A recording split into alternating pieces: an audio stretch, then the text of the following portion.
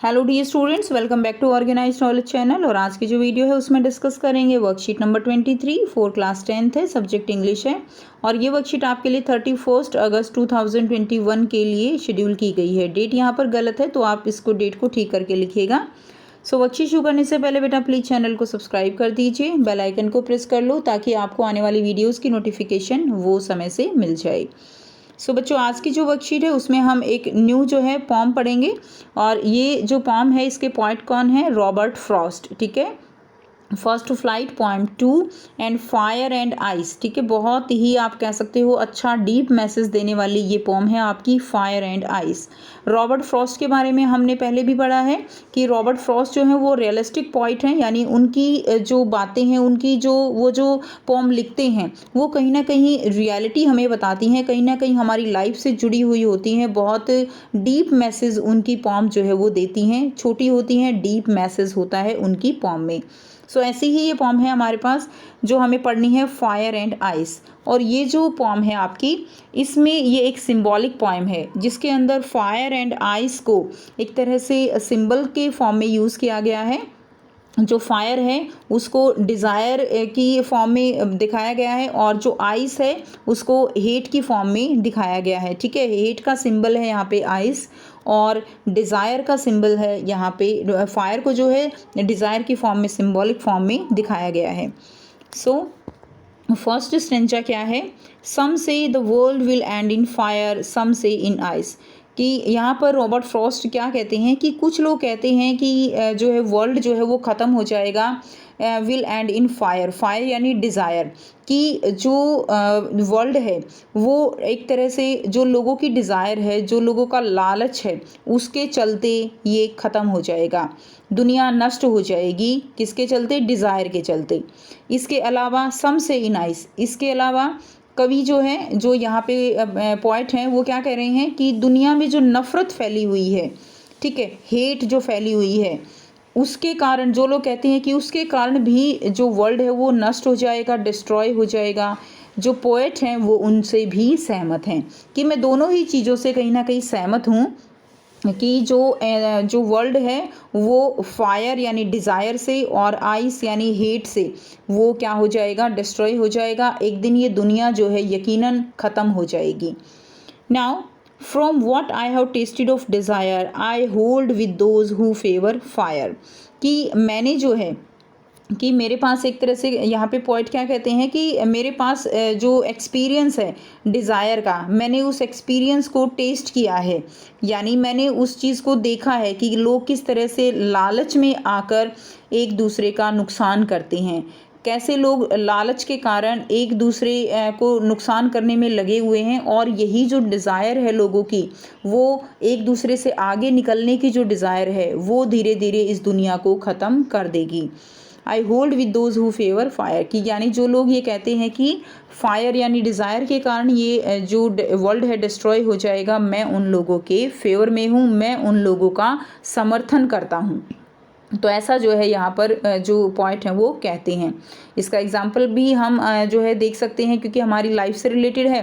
तो first world war जो हुआ था वो डिज़ायर के कारण हुआ था, वो अपने आप को आगे बढ़ाने के कारण हुआ था। ठीक है, जो कंट्रीज़ बहुत कुछ पाना चाहते थे, बहुत ज़्यादा एरिया पर कब्जा करना चाहते थे, जिसके कारण क्या हुआ? उनकी डिज़ायर के कारण ही फर्स्ट वर्ल्ड वॉर हुआ। नेक्स्ट देखिए, स्टेंजा 2 क्या है?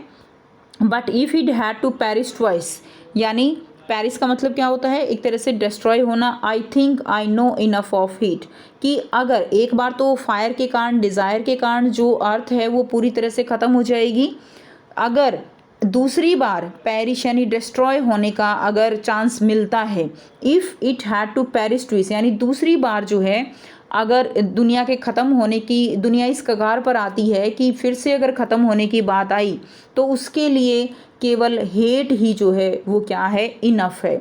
यानी जो लोगों में आपसी नफ़रत है, जो नफ़रत की भावना लगातार तेज़ी से बढ़ रही है, तो वो जो है सफिशिएंट है दुनिया को दूसरी बार ख़त्म करने के लिए।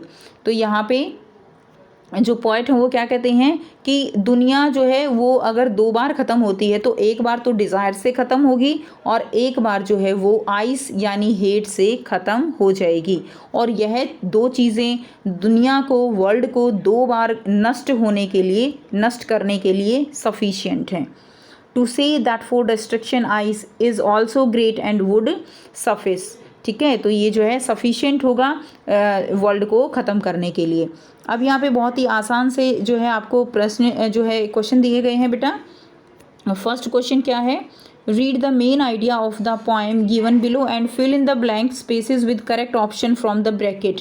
तो आपको यहाँ पर ऑप्शन दिए गए हैं, उनमें से आपको फिल करना है। The poem discuss how powerful equation और emotion can dash everything around us.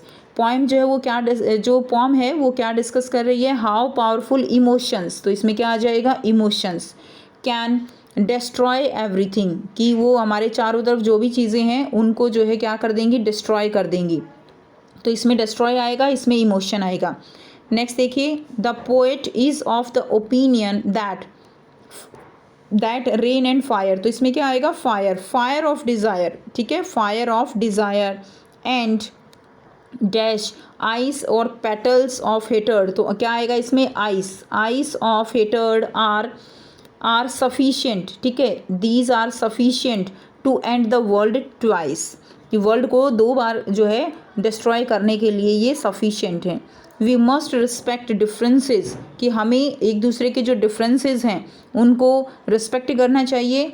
And have dash for each other to save the world, and have compassion यानी एक तरह से एक दूसरे की भावनाएं जो होती हैं उनको हमें समझना चाहिए, एक दूसरे को टोलरेट करने की जो पावर है वो हमारे अंदर होनी चाहिए। So and have compassion for each other to save the world, तो ये जो है आप इसमें फिल कर देंगे। सेकेंड देखिए, identify the rhyming scheme from the underlined word in the poem given above, तो जो भी अंडरलाइंड वर्ड आपको दिए गए हैं ऊपर, आपको राइमिंग स्कीम जो है वो बतानी है। राइमिंग स्कीम जैसे फायर है तो इसको हम ए का नाम देंगे, आइस तो बी का। अब देखिए फायर डिज़ायर, राइमिंग स्कीम एक ले में है तो ये भी क्या हो जाएगा, ए हो जाएगा। इसी तरह फायर फिर से ये क्या हो जाएगा, ए हो जाएगा, फायर डिज़ायर फायर। उसके बाद देखिए आइस ट्वाइस, तो ये बी हो जाएगा। हेट ये बिल्कुल अलग है तो सी हो जाएगा। उसके बाद आइस जो है बी हो जाएगा। तो उसके बाद देखिए ग्रेट जो है हेट ग्रेट सी हो जाएगा। एंड ट्वाइस सफिस, तो ये बी हो जाएगा। तो आपकी यहाँ पे राइमिंग स्कीम जो है ये ए बी ए इस तरह से क्या हो जाती है, राइमिंग स्कीम हो जाती हैं।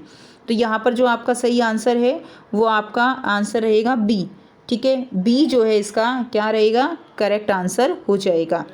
नेक्स्ट देखिए क्वेश्चन नंबर 3 है, the pome represent the image of, जो पोम है वो क्या जो है प्रेजेंट करती है, डिस्ट्रक्शन, सेलिब्रेशन, अबेंडोमेंट एंड रिजेक्शन। ठीक है, तो यहाँ पर जो पोम है वो क्या प्रेजेंट कर रही है, वो पोम जो है हमें यहाँ पे डिस्ट्रक्शन रिप्रेजेंट कर रही है। So A will be the right answer. Question number 4 है, the poet is making a dash through this poem, serious warning, silly mistake, sincere appeal and big threat. तो जो पोम है वो हमें क्या मैसेज दे रही है, यहाँ पे क्या मैसेज हमें यहाँ पे मिल रहा है, तो इस पोम से हमें ये जो है हमें सीरियस वार्निंग जो है यहाँ पे हमें दी जा रही है कि अगर हम एक दूसरे से ऐसे ही लड़ते झगड़ते रहे तो जल्दी ही जो अर्थ है वो डिस्ट्रॉय हो जाएगी। नेक्स्ट है question number 5, ice in the second stanza denote, second stanza में जो आइस है वो क्या डिनोट करती है, intolerance, apathy, hatred and all of these. तो इसका सही आंसर हो जाएगा ऑल ऑफ दीज। ठीक है, आइस के जो ये सारे क्या हैं, these all are the synonym hatred के। नेक्स्ट देखिए क्वेश्चन नंबर 6 है, what does the poet not want to convey through this poem, तो क्या जो है यहाँ पे कन्वे नहीं करना चाहता poet. Option A, human being should be greedy, कि जो ह्यूमन बीइंग है उसको ग्रीडी होना चाहिए, ये मैसेज कन्वे कर रहा है, तो ये तो नहीं कर रहा। We should focus on desire and hatred, ये भी नहीं कर रहा।